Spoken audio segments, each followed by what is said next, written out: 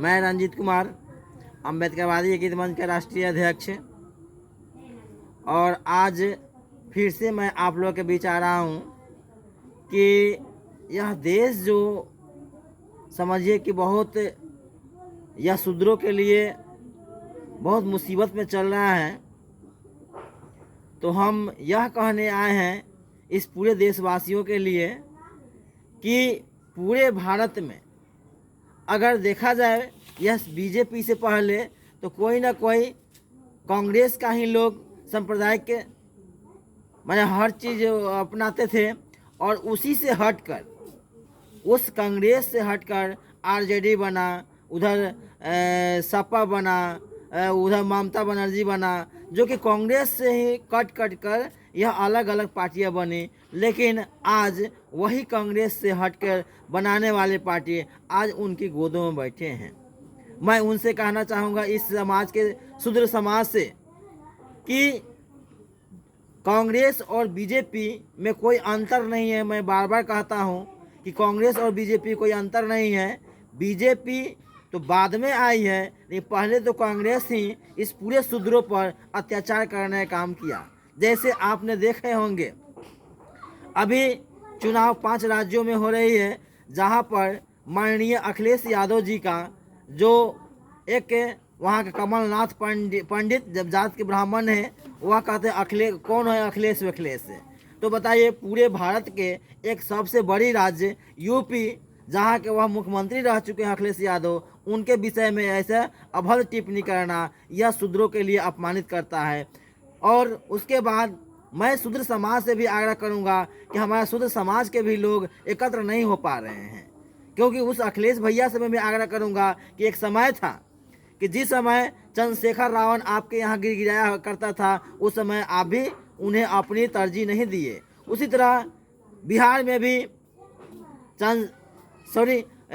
तेजस्वी भाई के साथ भी एक निषाद पार्टी जो है वीआईपी मुकेश सहनी भी गिराते रहे, लेकिन ये लोग समझ नहीं पाए। मैं आग्रह करूंगा पूरे SC/ST OBC शूद्रों से कि अगर जिस दिन यह पूरे 85% आरजेडी, सपा, रालोसपा, बसपा या और अन्य जो भी पार्टी कांग्रेस से निकल के बना हुआ है, वह पार्टी जिस दिन पूरे शूद्र का आपका एक पूरे भारत में एक रैली जब करेगा, तो देखेंगे उस दिन कांग्रेस और बीजेपी का सुफरा साफ हो जाएगा। और आज हम सम्मान की बात करते हैं, कैसा सम्मान? हम अपने जो उस कांग्रेस के सम्मान मांगना चाह रहे हैं, जो कि पूर्वजों से उनकी यह अस्तित्व बना हुआ है कि शूद्रों पर अत्याचार करना। ये पूरा भारत जब से आज़ाद हुआ तब से यह मुस्लिम समाज पर या SC समाज पर या OBC समाज पर अगर कोई अत्याचार किया है, उसका नाम कांग्रेस है। आज हम सभी इंडिया गठबंधन बना रहे हैं ना, इस इंडिया गठबंधन के अंतर्गत ही आते हैं माननीय अखिलेश यादव, फिर भी उनके साथ इतना अभद्र काम क्यों किया गया?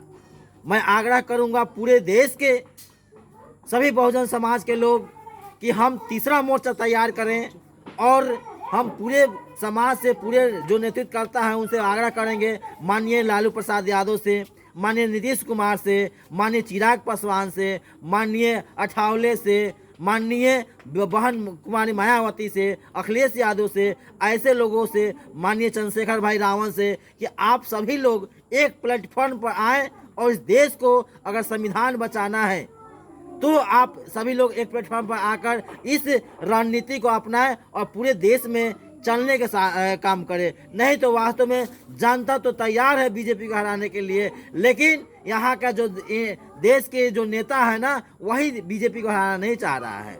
क्योंकि जो दलित के बात करने वाले वह दलितों को बगला रहे हैं, OBC को बात करने वाले OBC को बगला रहे हैं, जो मुसलमान की बात करने वाले वह मुसलमान को बगलिंग कर रहे हैं।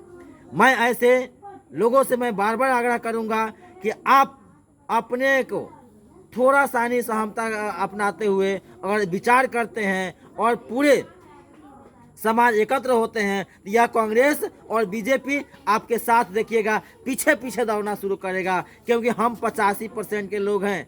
और वह कांग्रेस से भी टूटे जितने आज विपक्ष में पार्टियां बने हुए हैं जो राज्य स्तरीय हैं, यह राज्य स्तरीय जो भी विपक्ष की पार्टियां हैं, यह एक पलड़ा पर आए और वह कांग्रेस और बीजेपी के छोड़ते हुए और तीसरा मोर्चा को तैयार करे। देखिएगा फुट ग्राउंड पर यानी नीचे ग्राउंड पर यह भाजपा और कांग्रेस दिखाई देगा। तो मैं माननीय लालू प्रसाद यादव, सपा अध्यक्ष आज के डेट में माननीय अखिलेश यादव, बहन कुमारी मायावती, चंद्रशेखर रावण और जो भी हमारे बहुजन समाज के बड़े लीडर हैं, स्टालिन जैसे लोग एकत्र होकर एक पलड़ा पर चढ़ जाए, देखिएगा उस दिन हमारी जनता की यह संविधान बच जाएगा। नहीं तो झूठ मूठ के यह नखरा यह जनता समझ रही है कि अगर हम पूरे समाज एकत्र नहीं होते हैं, अगर कांग्रेस बीजेपी को नहीं छोड़ते हैं, तो यह संविधान आपकी खतरा में है और रहेगा। क्योंकि संविधान खतरा में यह कांग्रेस की समय से ही आते रह रहा है। क्योंकि आज भी उसमें जो भी लोग शीर्ष कुर्सी पर बैठे हैं वह आरएसएस के इशारे पर चलते हैं।